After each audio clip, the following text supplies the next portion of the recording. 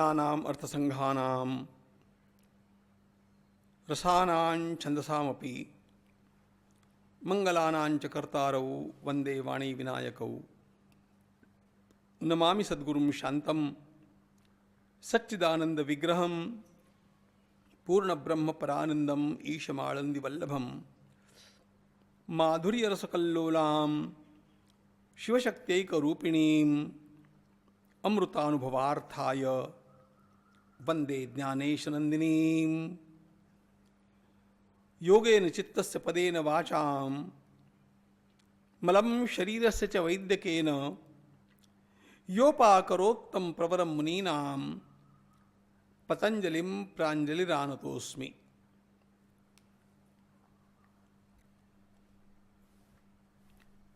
भगवान पतंजलि के इस दिव्य योग शास्त्र का गंतव्य है, चरम लक्ष्य है कैवल्य,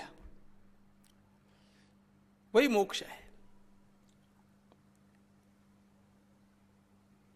और उसके लिए उससे पूर्व सिद्ध होनी पड़ती है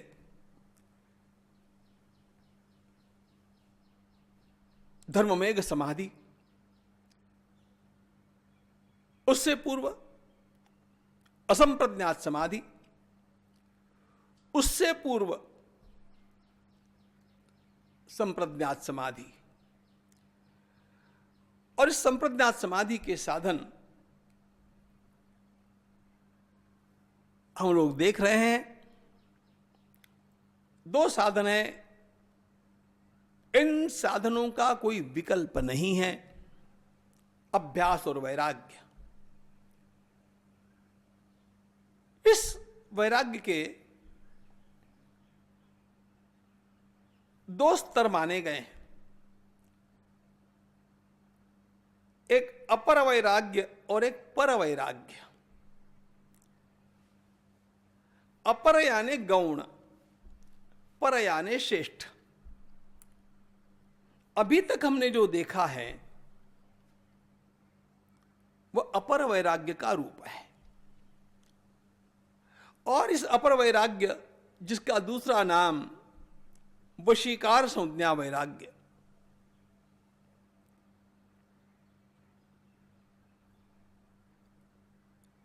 उस वशीकार तक पहुंचने के लिए जो प्रारंभिक तीन स्तर है, यतमान, व्यतिरेक, एकेंद्रिय और फिर वशीकार, इनका सारा चिंतन हमने कर लिया। यह सब अपर वैराग्य हुआ, गौण वैराग्य हुआ। अभी तक वैराग्य के शिखर पर हम नहीं पहुंचे, जा रहे हैं। अगले सूत्र में भगवान पतंजलि तत्परम पुरुष ख्यातेर गुण वैतृष्ण्यम, ऐसे के करके पर वैराग्य का निवेदन करते हैं। अब तक का जो वैराग्य वर्णन हुआ वह अपर वैराग्य का हुआ। वे कहते अब मैं पर वैराग्य बतलाता हूं। तत्परम पुरुष ख्यातेर गुण वैतृष्ण्यम, पुरुष ख्याति होने से, पुरुष का ज्ञान होने से सत्व रजत तम इन तीनों गुणों में जो वितृष्णा, अरुचि निर्माण हो जाती है, उससे यह पर वैराग्य, उत्तम वैराग्य सिद्ध होता है। ठीक से देखेंगे। पुरुष शब्द को फिर से एक बार समझ लीजिए। कभी कभी शब्दों से भ्रांति हो जाती है। हम आरंभ से देख रहे हैं, पुरुष शब्द का अर्थ है चैतन्य, प्रकृति शब्द का अर्थ है जड़। यह सारा संसार प्रकृति और पुरुष का खेल है, प्रकृति और पुरुष का मेल है। हम स्वयं मूल में जो भीतर चैतन्य तत्व धारण करते हैं वह पुरुष, और यह दिखने वाला संसार और यह हमारा शरीर और मन बुद्धि अहंकार, ये सब प्रकृति। सांख्यों ने महत्तत्व पर्यंत प्रकृति मानी है। प्रकृतिर्महान ततो अहंकारः तस्माद् गणश्च षोडशकः तस्मादपि षोडशकात् पंचभ्य पंचभूतानि। यह सांख्यों की प्रक्रिया है, संसार की निर्मिति की। कठिन बातों में जाएंगे नहीं, लेकिन मूल बात यहां पर शब्द आया है पुरुष ख्याति। ख्याति का अर्थ है जानना, ज्ञान। बात क्या हो गई? हम चैतन्य तत्व होने पर भी, स्वतंत्र होने पर भी, किसी पर हमारा सुख निर्भर न होने पर भी हमने इस प्रकृति के साथ ऐसा संग कर लिया, ऐसा मेल बैठा लिया, जिसके कारण यह सब हमारे गले में आ गया।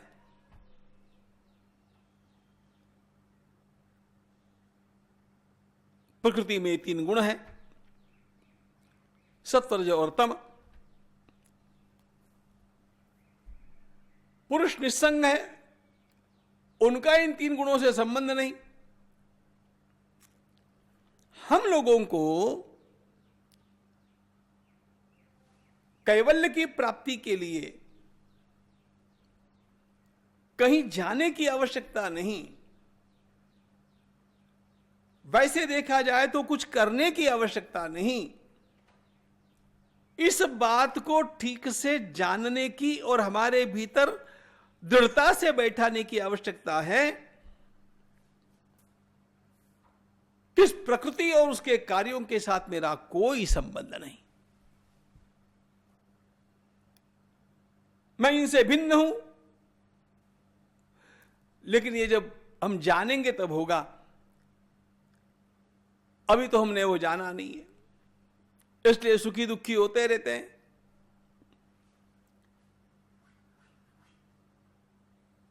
भगवान पतंजलि उस पर वैराग्य का वर्णन करते हैं।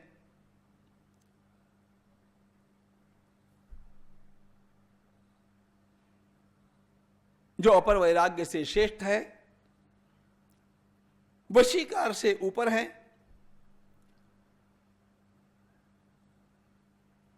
और जो वास्तव में परिपूर्ण है।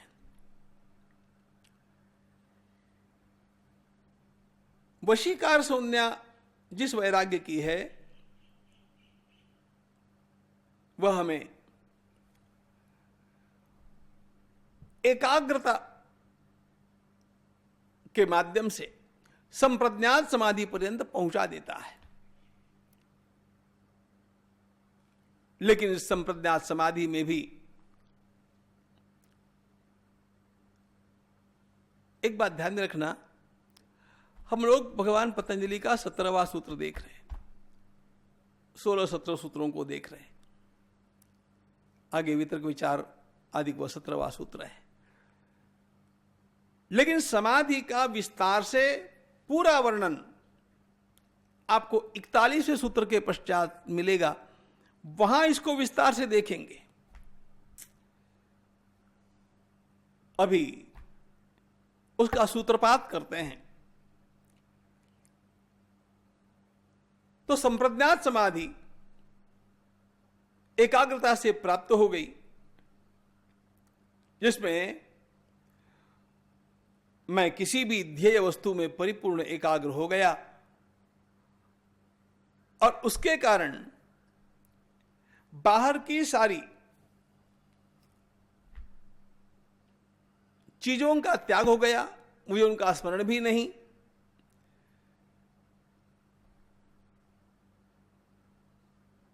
एक बार फिर से केवल याद कर लीजिए, विषयों में दोष दर्शन किया, उसके पश्चात कुछ विषय छूटे,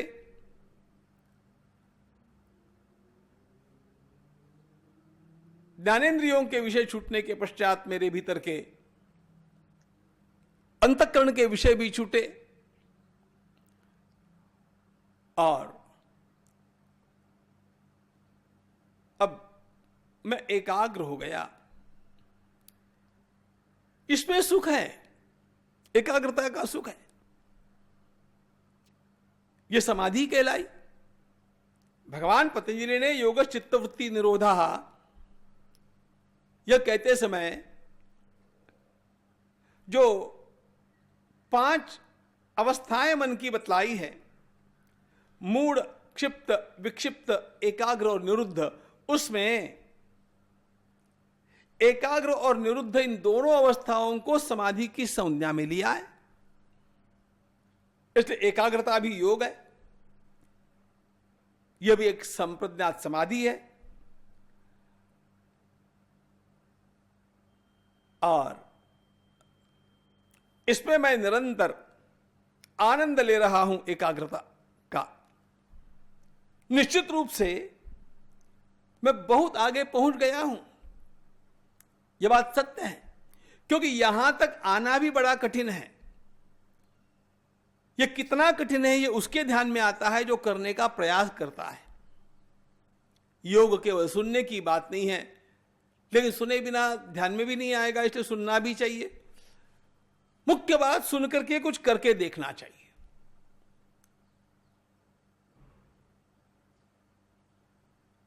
तमोगुण चला गया, उसका बंधन निकल गया, रजोगुण का भी बंधन निकल गया, लेकिन इस अवस्था में आने पर सत्व गुण का बंधन बचा रहा।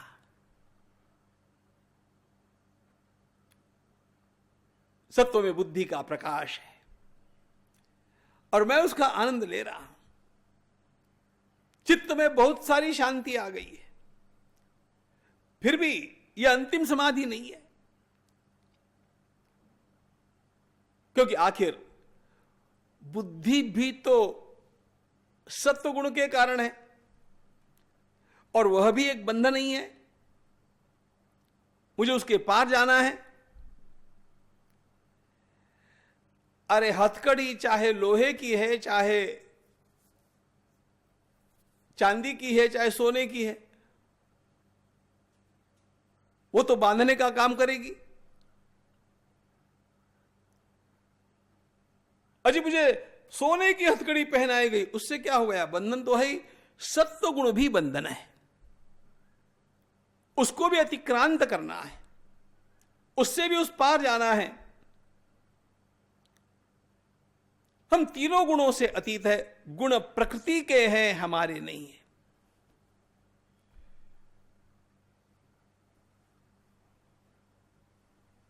भगवान स्वयं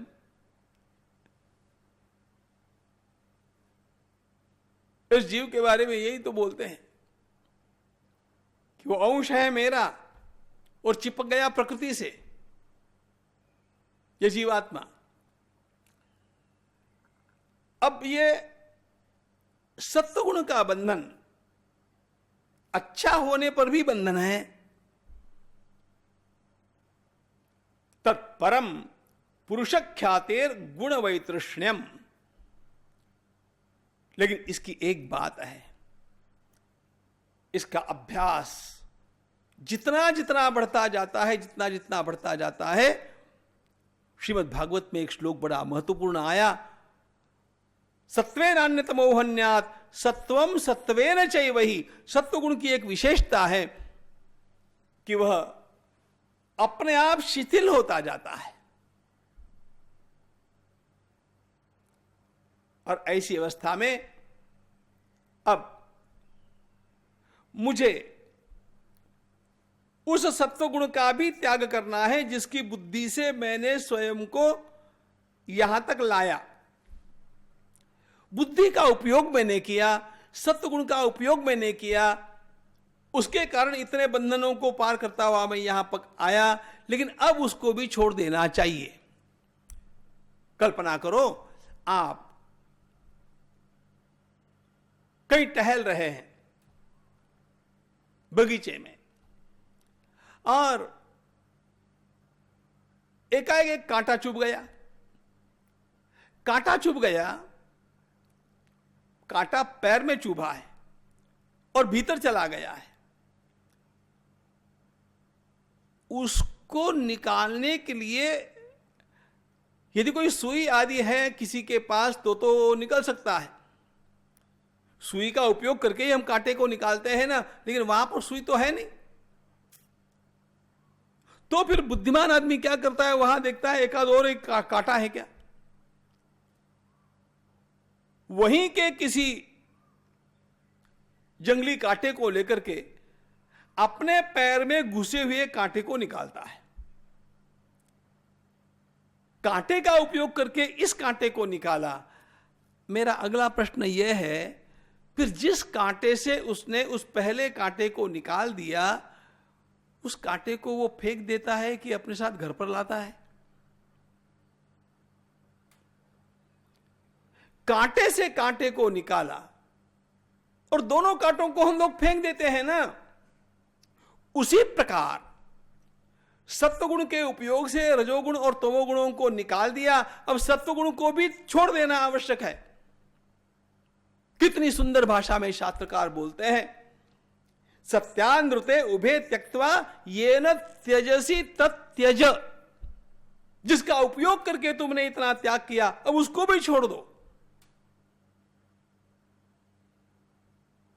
कांटे का उपयोग करके मैंने मेरे पग में घुसा हुआ कांटा निकाल दिया और अब दोनों कांटों को फेंक दिया। बस यही बात करनी होती है। सत्वगुण का उपयोग करके रज और तमोगुण को निकाल देना और बाद में सत्व को भी छोड़ देना। तत्परम पुरुष ख्यातेर गुण वैतृ। उसके पश्चात हम दोनों कांटों को फेंक दिया, हम अपने स्वस्थ हो गए। उसी प्रकार प्रकृति के इन तीनों गुणों से जो अलग हो गया वो स्वस्थ हो गया। स्वस्थ ही होना है। अब इस स्थिति में आने के पश्चात क्या होता है पराय, अब यहां पर जो वैराग्य आपके भीतर खिलता है ना, वो इतना मैच्योरिटी का है। इसके लिए भगवान वेदव्यास जी ने पातंजल योग सूत्रों पर के जो भाष्य है उसमें बड़ा सुंदर शब्द प्रयोग किया है, ये ज्ञान प्रसाद है, ये ज्ञान का प्रसाद है। विवेक की जागृति हो गई, भिन्नता ध्यान में आ गई। अब स्थिति क्या है, अब यदि ये तीनों गुण प्रकृति के मेरे सामने कितना ही खेल करते हैं, किसी भी प्रकार का शब्द स्पर्श रूप रस और गंध मेरे सामने आकर के किसी भी प्रकार आकृष्ट करने का प्रयास करता है, व्यक्ति उसमें फंसेगा ही नहीं। विवेक जागृति हो गई, मैच्योरिटी आ गई।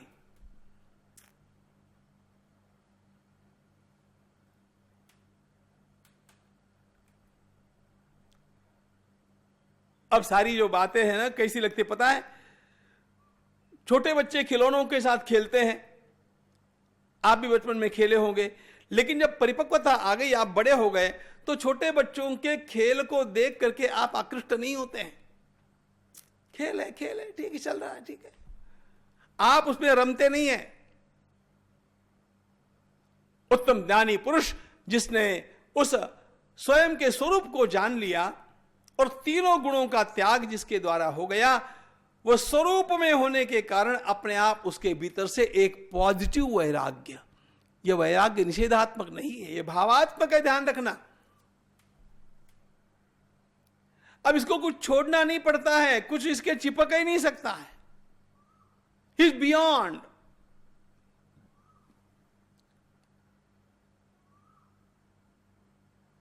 सारा संसार अत्यंत श्रेष्ठ पुरुषों को छोटे बच्चों का खेल लगता है। अब इस वैराग्य तक आ गए, ध्यान रखना, इस वैराग्य की भी स्थिति जो है वो एकदम पूरी नहीं होती, कभी कभी क्षणिक क्षणिक होती है। रोज का अभ्यास क्या है, इसी स्थिति में रोज अधिकाधिक बैठना, इसी स्थिति में रहने का प्रयास करना। तत्परम पुरुष ख्यातेर गुण वैतृष्ण्यम। तो अपने आप समाधि की अनुभूति होने लग जाती है। उस समाधि के 4 प्रकार बताए, वितर्क, विचार, आनंद और अस्मिता। यहां से हम समाधि का चिंतन करने वाले हैं। नारायण।